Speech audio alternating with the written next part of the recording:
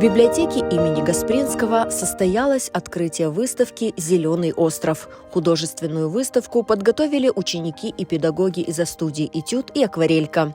Юные художники посвятили ее крымско-татарскому просветителю Исмаилу Гаспринскому.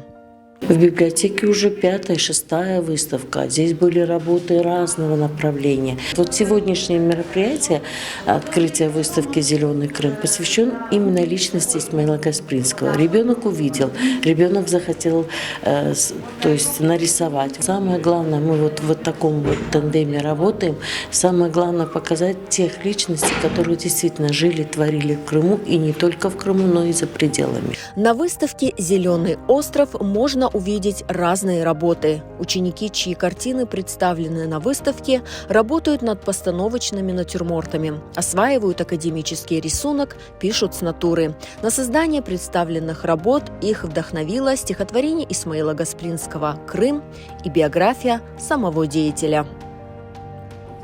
Я рисовал Гаспринского. Мне очень понравилась его красная шапочка. Меня впечатлил его образ. У него очень красивое пальто. Мне очень понравилось то, что мои работы были выставлены на этой прекрасной выставке. Мне очень понравились другие работы. Это было очень разнообразно. Выставка «Зеленый остров» – совместный проект двух педагогов Анастасии Зинченко и Татьяны Ирлица. Они признаются, подготовка к этой выставке была ответственной и в то же время интересной как для педагогов, так и для учеников. Вдохновило стихотворение Гаспринского «Крым».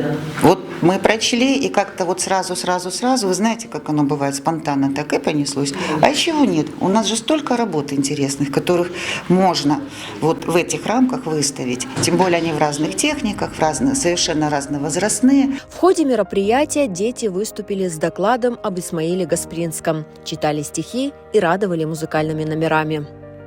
Здесь все как в легенде. Скалы, пещеры, лозы, виноградный змеиный виток, реки, озера, степные просторы, весенние явы, златканный платок. Выставка «Зеленый остров» продлится в библиотеке Гаспринского более 2 недель.